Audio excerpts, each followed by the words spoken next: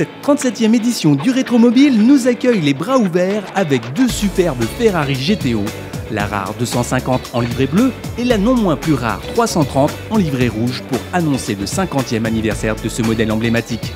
Ce salon nous promet d'entrer de belles surprises. Alors les nouveautés sont très nombreuses. Là on est devant une Delahaye qui est, en fait c'est amusant parce que c'est la voiture qui nous a servi pour l'affiche. Et on avait utilisé cette automobile sur l'affiche alors qu'on ne savait pas encore qu'on allait avoir la voiture. Et donc cette voiture c'est une Delahaye 12 cylindres qui a été carrossée par Figoni. Et c'est une des 10 voitures qui viennent spécialement de Californie. Ce sont des voitures qui font partie de la collection de Peter Mullin, qui est un amoureux de l'art déco, de la France et des carrosseries françaises, puisqu'il a à peu près 100 voitures et dont je pense 97 ou 98 voitures françaises. Donc là on a fait un choix de mettre 10 voitures françaises, habillées par des carrossiers français. Et ces 10 voitures qui sont ici viennent uniquement pour Rétromobile, juste pour la semaine. Et elles repartent sur leur terre californienne dès mercredi. Rétromobile, c'est ça, c'est pratiquement 350 exposants, c'est plus de 400 voitures exposées. Alors, il n'y a pas que des voitures très chères, il y a aussi des voitures pour monsieur tout le monde, puisque vous avez des clubs qui viennent comme des clubs de chevaux, vous avez des Honda Civic qui fêtent leurs 40 ans. Vous voyez, c'est, si vous voulez, cette espèce de grand melting pot de tout ce qui a trait à l'automobile. Et on a également des marchands de pièces détachées, de la documentation, des galeristes. Donc si vous voulez, c'est un petit peu tout ce qui a trait à l'automobile ancienne et à l'automobile en général que l'on trouve à Rétromobile. Cette année, Citroën nous gratifie d'un regard original sur son histoire en nous offrant une rétrospective sur presque 70 ans des œuvres inspirées par la marque au chevron. Effectivement, en Rétromobile 2012, on a un stand Citroën très riche en couleurs, parce que cette année, on a voulu mettre en avant les artistes qui ont travaillé pour la marque, d'une façon ponctuelle ou d'une façon continue, comme Flaminio Bertoni, un grand designer. Et là, nous sommes devant une très belle GS peinte par Jean-Pierre Liou en 1976, avec 73 teintes différentes. C'est une des premières art card françaises. Renault Classique est bien présent et fête 3 anniversaires pour cette année 2012. Alors les thèmes de Renault cette année sont au nombre de 3. Il y a tout d'abord les 110 ans d'excellence moteur, puisque c'est en 1902 que Louis Renault a développé son premier moteur. Et c'est la même année qu'une Renault équipée d'un moteur Renault gagne une course importante, l'épreuve Paris-Vienne. La deuxième thématique, ce sont les 40 ans de la Renault 5, lancée en 72. Et cette petite voiture de ville surnommée la fille de mai 68 est dignement représentée avec 6 exemplaires.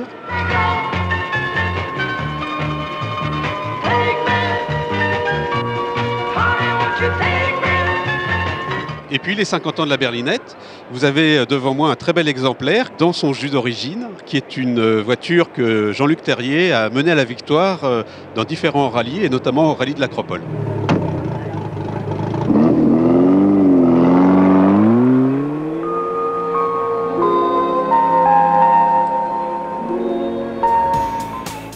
Peugeot, quant à lui, profite du lancement de son nouveau modèle, la 208, pour évoquer sa série culte des 200.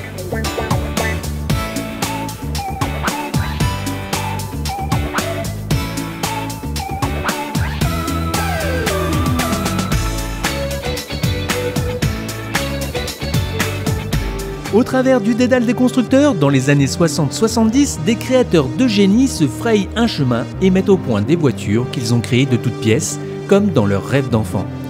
Ils inventent une pièce unique, un modèle superbe, souvent marginal, qui n'obtiendra jamais de licence et ne sera donc pas produit en série, mais qui est capable de rouler. Elles ont été souvent inspirées par d'illustres modèles comme cette BLF, roulant sur les traces de la Ford GT40 avec sa hauteur de 91 cm contre 1,01 m pour la Ford.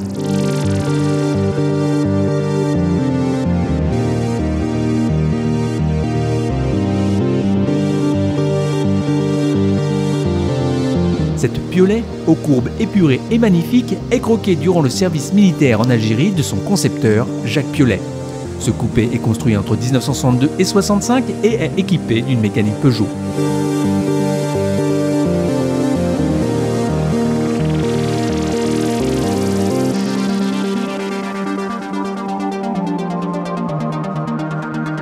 Et enfin, pour terminer ce petit tour d'horizon, la Glaçon, née de l'accident d'une Dauphine Gordini, non loin du domicile de Serge Glaçon. Elle sera le prétexte et la base mécanique de sa voiture. Serge se lancera par la suite dans la compétition avec un certain succès. En parlant de course automobile, Jean-Pierre Beltoise, ancien pilote de F1, dédicaçait son livre « Mon album photo » et c'est à cette occasion qu'il évoque avec nous son plus beau souvenir. Alors je vais te dire, mon plus beau souvenir, c'est quand il n'y avait pas encore ni les téléphones portables, ni les fax, il n'y avait rien, il y avait des télégrammes.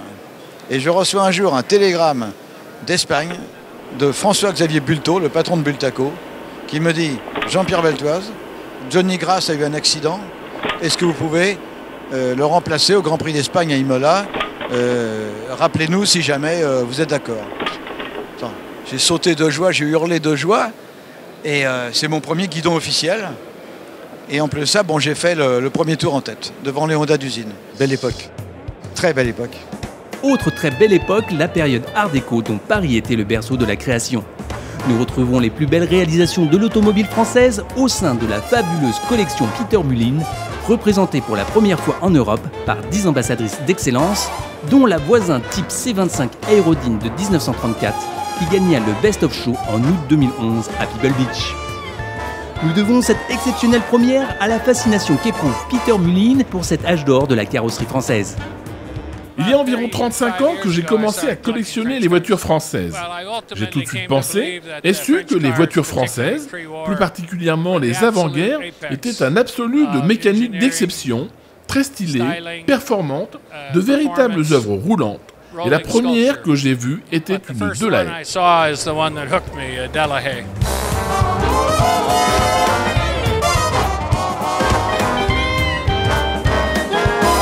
L'organisation Rétromobile m'a demandé quelques autos, et puis j'ai décidé d'en apporter une dizaine.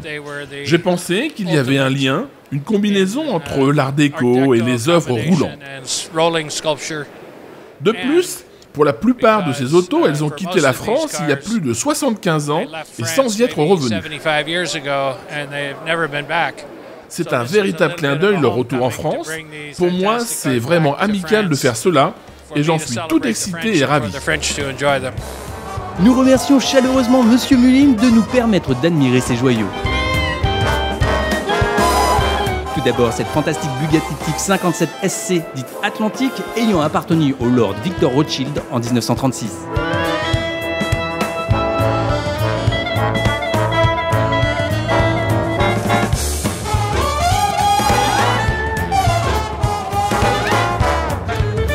Puis, cette Dubonnet Hispano-Suiza HC6 Xenia de 1938, designée par Jean Andro et carrossée par Jacques Saouchik.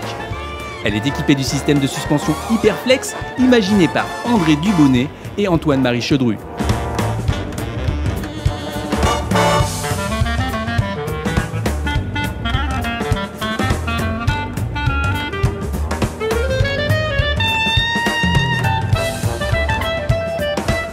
Ensuite, la Talbot Lago type T26 Grand Sport de 1948. L'une des voitures les plus rapides de son époque avec ses 170 km/h. Et pour finir, la Delahaye type 165 Cabriolet, motorisée d'un V12. A noter que Delahaye a produit seulement 6 V12 et 4 appartiennent à Peter Mullin. Mais la question qui nous brûle les lèvres, quelles sont les sensations au volant? La conduite est comme un rêve, c'est fantastique, mais je dois les conduire avec beaucoup de prudence. Le Rétromobile cette année est un sérieux millésime car outre cette collection extraordinaire, nous trouvons de vraies perles à chaque détour du salon. Cette voiture, c'est une première mondiale ici car c'est un prototype que Jean Rédélé avait créé, réalisé en Italie chez Alemano, dessiné par Michelotti sur une base de 4 chevaux Renault, destinée au marché américain. Elle s'est appelée le Marquis, elle a été présentée au Salon de New York 1954 et elle a disparu depuis, le projet n'ayant pas eu lieu. Et on a la chance de pouvoir la ramener dans la collection Rédélé depuis 2 mois.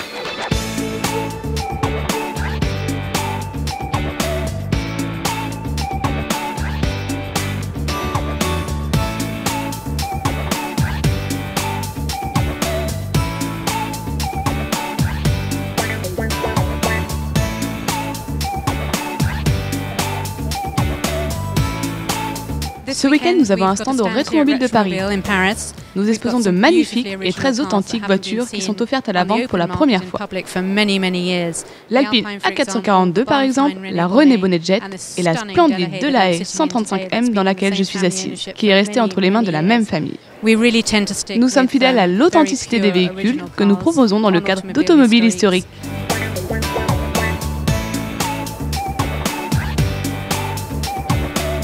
Une 917 parce que dans 4 mois ça va être Le Mans classique et Le Mans et 917 c'est une vieille histoire, donc on essaye toujours d'avoir une voiture très représentative des 24 heures du Mans sur notre stand. Je crois que c'est le cas avec cette voiture.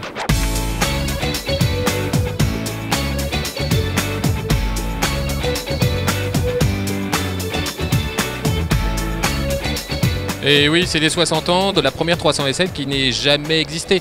En 52, c'est la voiture qui a créé cette lignée incroyable de voitures avec les portes papillons. Une voiture un peu spéciale, hein, c'est pas une voiture de route, c'est une voiture de compétition pure, puisque la voiture n'a jamais été homologuée pour la route. C'est un châssis tubulaire avec une peau, entre guillemets, en aluminium pour plus de légèreté. Et cette voiture-là a gagné aux 24 heures du Mans. Pas facilement en 52, parce que tout s'est joué dans la dernière heure, mais bon, elle a gagné. Nous sommes surpris également par la Gérin, retrouvée au bout de 80 ans d'oubli, prototype radical de berline à moteur central développé dans les années 20.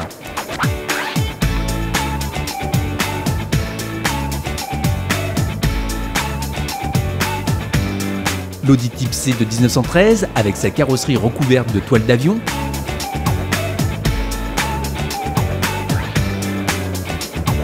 La première 8 cylindres Bugatti.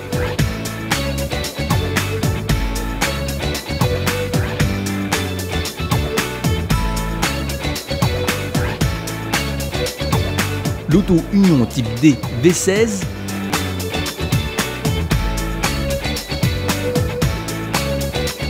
ou encore cette superbe Daytona en cours de restauration.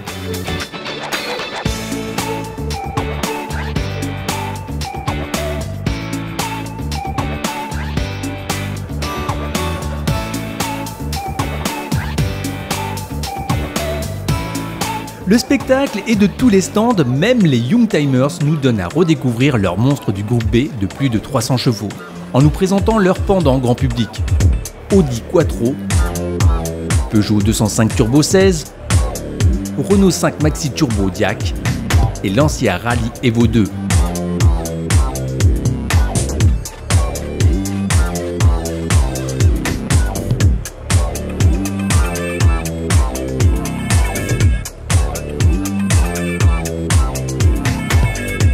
Dans les rétrospectives proposées par ce rétromobile, nous avons celle des extraordinaires voitures amphibies.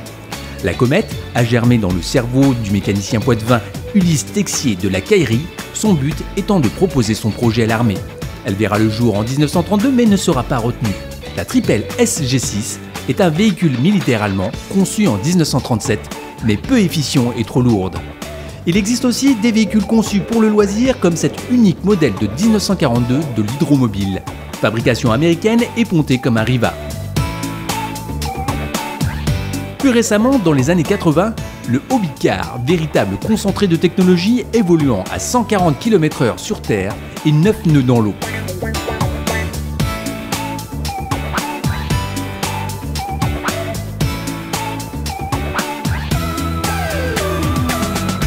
Les pilotes automobiles aiment les classiques. Olivier Panis est de cela et nous dévoile ses 3 superbes autos de compétition.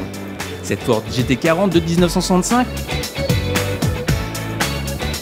cette Ligier JS 1115 victorieuse notamment au Grand Prix de Belgique en 1980, et la fameuse Panhard Levasseur de 1908 qui a participé au Grand Prix de France en cette même année dans les rues poussiéreuses de Dieppe.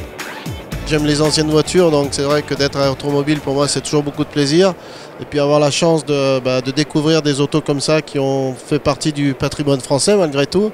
Surtout la GT40, la Ligier. Et ces voitures, ces Ligier m'ont fait rêver à cette époque-là. J'étais jeune, hein, j'avais 14 ans, donc j'ai déjà passionné de course évidemment. Et ces voitures se battaient bien sûr pour la victoire tout le temps, avec des pilotes français incroyables.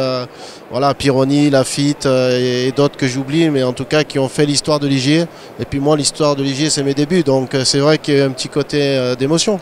Et puis cette voiture de 1908, je n'imaginais pas qu'on pouvait déjà faire un Grand Prix en 1908 avec des voitures et la technologie qu'elle a. Je ne m'imagine pas du tout conduire cette voiture en Grand Prix. C'est tellement quelque chose de différent, c'est magique, hein, honnêtement. Et quand ils m'ont expliqué que le Grand Prix en 1908 se courait sur terre, parce qu'il n'y avait évidemment pas de goudron, que le tour du circuit faisait 50 km. Enfin, j'ai trouvé ça magique, toute cette histoire. Mais il n'y avait que les pilotes d'avion qui étaient capables de conduire ces voitures à cette époque-là. Bah, je trouve l'histoire magique. C'est ça l'histoire, c'est ça qui est beau dans le sport automobile, c'est l'histoire. Avec ses 6000 m² supplémentaires, ses allées plus larges et une nouvelle implantation, le salon Rétromobile a tenu ses promesses en accueillant un peu plus de 70 000 visiteurs en 5 jours. Un succès qui tient à des podiums inédits et exceptionnels et à l'implication des 410 exposants. Succès aussi pour la vente aux enchères marathon d'Arcurial, qui a totalisé la somme de 14,5 millions d'euros, soit le plus grand montant jamais atteint en France pour une vente d'automobiles de collection.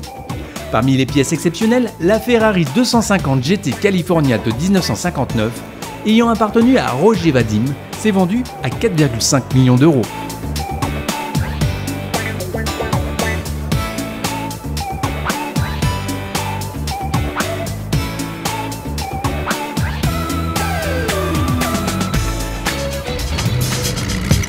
Alors les thèmes de Renault cette année sont au nombre de 3. Il y a tout d'abord les 110 ans d'excellence moteur, puisque les thèmes Renault... C'est ça. Bonjour maman.